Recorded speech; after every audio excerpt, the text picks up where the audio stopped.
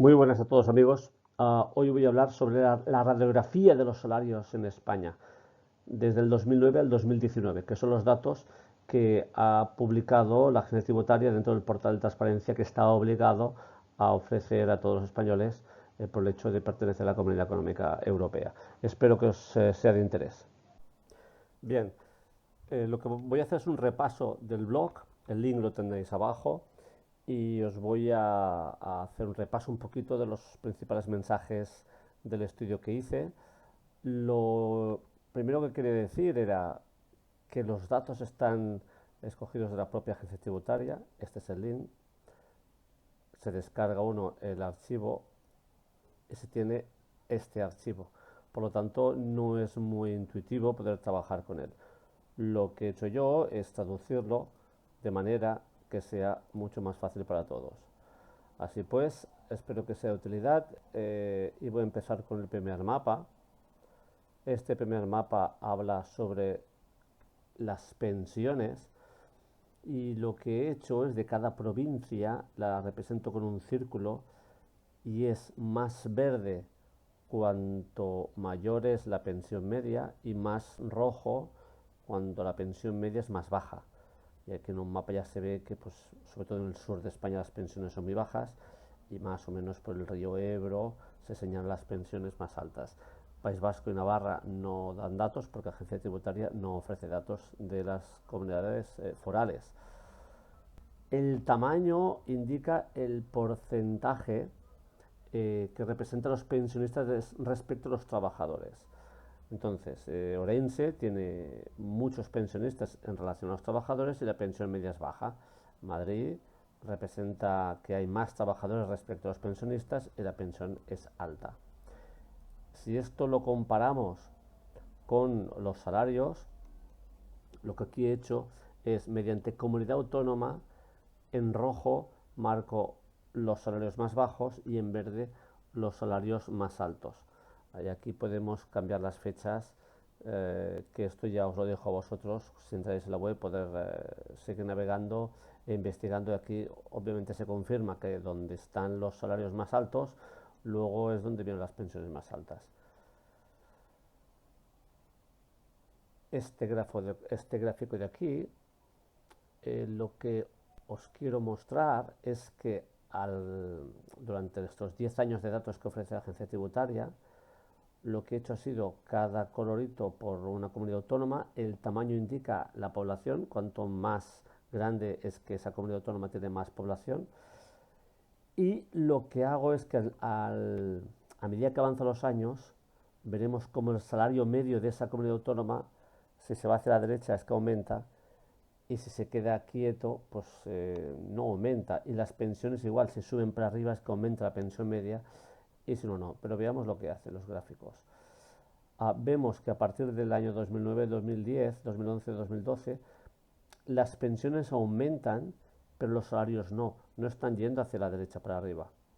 Esto no pasa hasta el 2016, que aquí es cuando efectivamente crecen tanto los salarios como las pensiones. Cuando del 2009 al 2016, que no pasa, es cuando se produce ese desequilibrio, porque el número de trabajadores no aumenta y si tenemos que pagar más pensiones con los mismos trabajadores que además ganan, tampoco no ganan más, pues hay un desequilibrio evidente. Otro gráfico que os quería enseñar es este bar race, que habla sobre los salarios por provincias. Lo he hecho, bueno, lo he ordenado de mayor a menor. Lo que voy a hacer es directamente poner en el último dato posible, que es el final de 2018. Vemos que en Jaén es la provincia donde menos se gana de media. Estos son las personas que han presentado su declaración de Hacienda y que en principio los salarios bajos deberían de presentarse todos porque sale a devolver. Los altos tienen que presentarse porque sale a pagar, entonces les saldrá el aviso enseguida y la agencia tributaria les avisará a que si no cometerán una falta, ¿no? La provincia que más se gana es Madrid, luego viene Barcelona, 25.000 euros es el salario medio, que es casi el doble del de Jaén.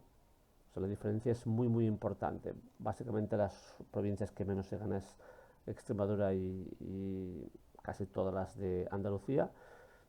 Y donde más se gana, pues estamos hablando de Madrid, Barcelona, Ceuta, Burgos, Valladolid, Asturias, etcétera. Hay cambios en la evolución de los años, yo os lo dejo a vosotros para que vayáis navegando.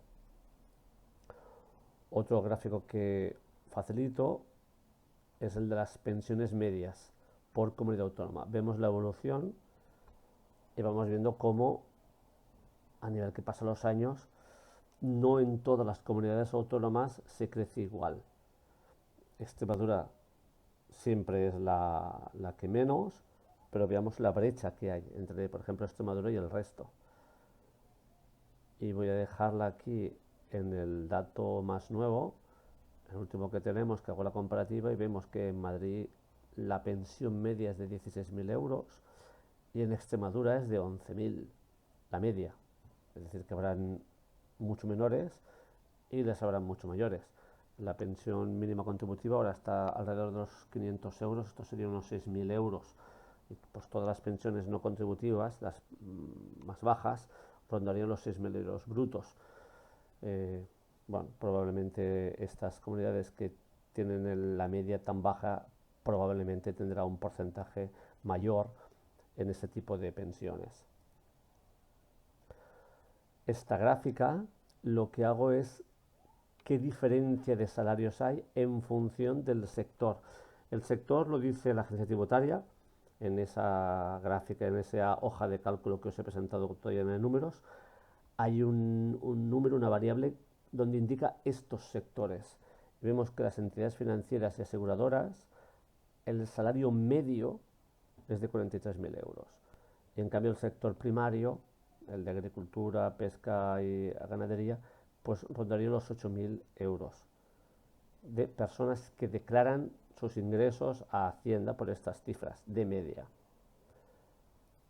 Si lo analizáramos por la edad del contribuyente, también llama la atención, teniendo en cuenta que el salario medio en España en esa época, sobre todo en el 2019, era de unos 22.000 euros, hay que llegar a los 45 años para que la media del salario sea la media. Es decir, cuando uno llega a 45 años, entonces su salario, su expectativa es que sea la media. Por debajo de, ya cuando se tiene 35, es muy por debajo de la media y bueno, con 18 años serían personas que trabajan muy pocos meses al año, probablemente 3-4 años en contratos de prácticas, etcétera. Hasta 25 años sí que llama la atención, que la media es muy baja, es decir, con 25 años uno tiene contratos precarios de muy pocos meses al año. Y esto es importante conocerlo. Y prácticamente el último tema que quería tocar era la brecha salarial, la diferencia entre lo que ganan los hombres y las mujeres por distintos motivos. Yo aquí no voy a entrar, pero sí que se mantiene o incluso se exagera en aquellas entidades donde se gana más, los sectores donde se gana más es donde más es evidente la brecha salarial. Y por ejemplo en comercio, reparaciones y transporte, bueno, pues existe brecha salarial, menos que por ejemplo en construcción y mayor en aquellos sectores donde se gana más.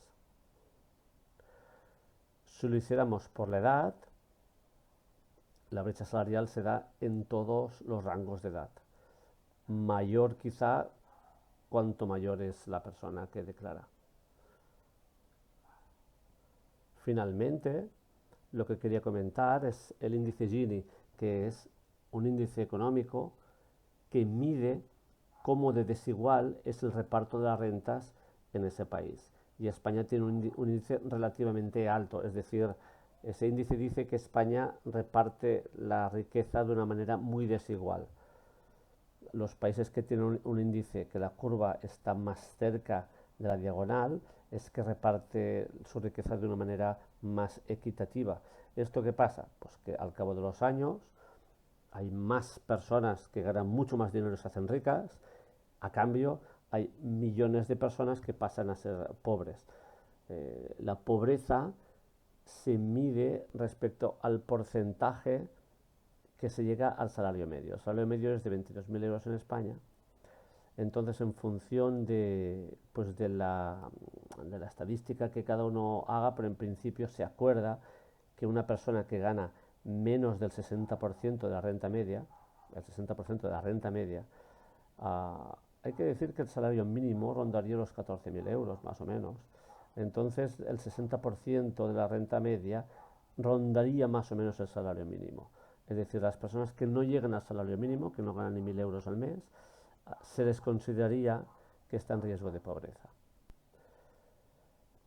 Y esta parte ya la comenté en otro post, pero llama la atención el índice de natalidad en España, como realmente tenemos una población muy envejecida y las mujeres jóvenes pues no tienen muchos hijos o tardan mucho en tenerlos, pero se puede entender un poco por la situación económica del país que he detallado. Nada más, tenéis el link, podéis comentar y hacer vuestras observaciones. Yo intentaré contestaros a todos. Venga, pues, hasta el próximo.